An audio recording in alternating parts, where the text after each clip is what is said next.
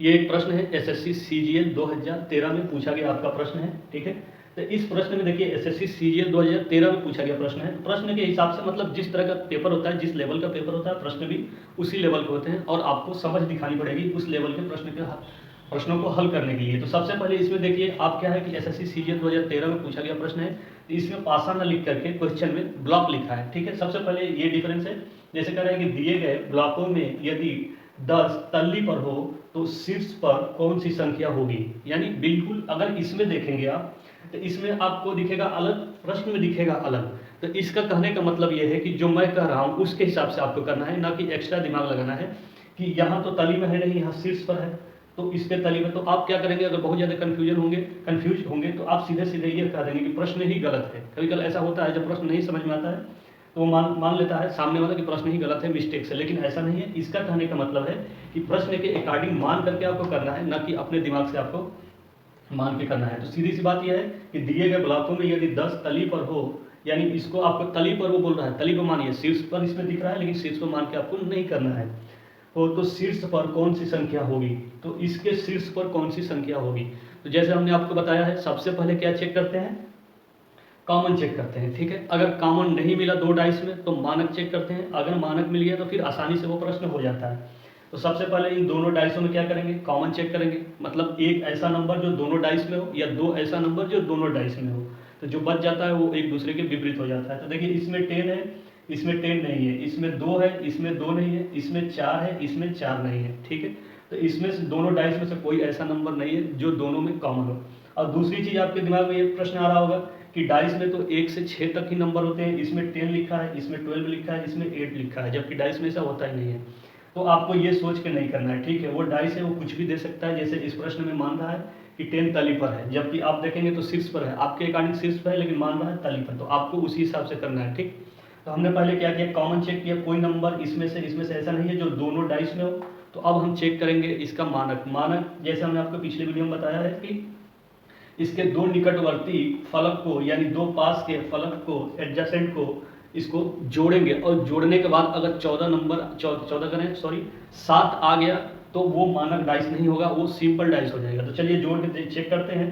तो अगर इस फलक को और इस फलक को दोनों को जोड़ेंगे तो हमारा क्या आएगा, 12 नंबर आ जाएगा। अगर इसको और इसको जोड़ेंगे तो 14 आ जाएगा, इसको और इसको जोड़ेंगे तो हमारा 6 नंबर आ जाएगा।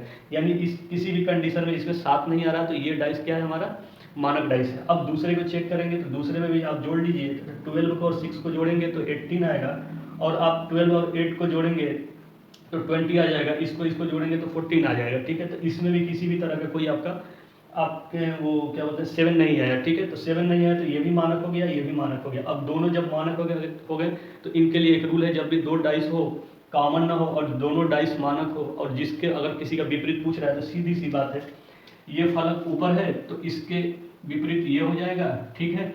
ये फलक सामने है तो इसके विपरीत ये सामने वाला हो जाएगा, यानी ये हो गया। और ये जो है इसके साइड वाला है, यानी ये साइड इसके साइड है तो इसका ये जो है ये विपरीत हो जाएगा, ठीक है। सिंपल सा इसका एक तरीका है कि कॉमन चेक कीजिए, कॉमन नहीं मिला तो मानक चेक कीजिए। अगर मानक मिल गया दोनों डाइस में तो जो फलक जिसका है वही उसके नेक्स्ट वाला का विपरीत हो जाता है। यानी ये ऊपर है तो इसके अपोजिट ये हो जाएगा, ये सामने है तो इसके सामने वाले के विपरीत हो जाएगा, और ये साइड में है यानी 4 तो इसके साइड वाले 8 के विपरीत आपका हो जाएगा। तो अब ये पूछ रहा है क्या, 10 तली पर हो तो शीर्ष पर कौन सा होगा, यानी विपरीत पूछ रहा है।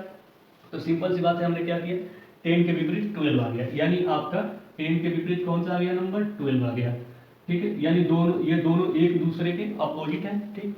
इसमें आपको बहुत ज़्यादा दिमाग लगाने की जरूरत नहीं है। अगर प्रश्न को समझ पा रहे हैं तो आप इस तरह के प्रश्नों को आसानी से कर लेंगे, ठीक। दूसरी चीज़ यही है कि आप अपना एक्स्ट्रा दिमाग मत लगाइएगा, जिस तरह से प्रश्न को कर रहा है उस तरह से समझने की कोशिश कीजिएगा, तो आपका आसानी से प्रश्न हल हो जाएंगे, ठीक है। जैसे इसमें 10 दिया है, 12 दिया है, ठीक। उसके बाद यहाँ पर जो कह रहा है उसके अपोजिट यहाँ है, ठीक। यहाँ बोल रहा है कि 10 तली पर है हो तो शीर्ष पर पूछ रहा है, लेकिन यहाँ 10 शीर्ष पर है, ठीक है। तो इन चीज़ों से आपको घबराने की जरूरत नहीं है, प्रश्न को समझने की जरूरत है प्रैक्टिकली रूप से, और इस तरह के प्रश्न आसानी से हो जाएंगे, ठीक। तो आप देख लीजिए 10 तली पर है तो शीर्ष पर आपका 12 होगा, यानी 10 के विपरीत जो है 12 होगा, ठीक। तो आपके जो भी ऑप्शन में हो, तो आप मान लीजिए ऑप्शन ए में है तो आप उस पर 12 लगा लीजिएगा, आपका सही हो जाएगा। यानी ये प्रश्न हो सकता है कि एसएससी सीजीएल में ना आए, लेकिन एसएससी सीजीएल के प्रश्नों को और भी अदर एग्जामों में रिपीट किया जाता है बार बार। तो आप अगर इस तरह का प्रश्न ये कहीं मिल गया देखने के लिए तो आप इसी तरह से कीजिएगा, या एसएससी सीजीएल में होने वाले जो भी पेपर है यानी 2013 में, तो इसका हो सकता है कि नंबर्स को चेंज कर दे यहाँ पर, ठीक है, प्रश्न यही रहे, तो उसको आप आसानी से ऐसे कर लेंगे। तो चलिए नेक्स्ट वीडियो में देखते हैं उसमें किस तरह का प्रश्न आ रहे हैं, ठीक है, और उसको किस तरह से करेंगे। बहुत बहुत धन्यवाद।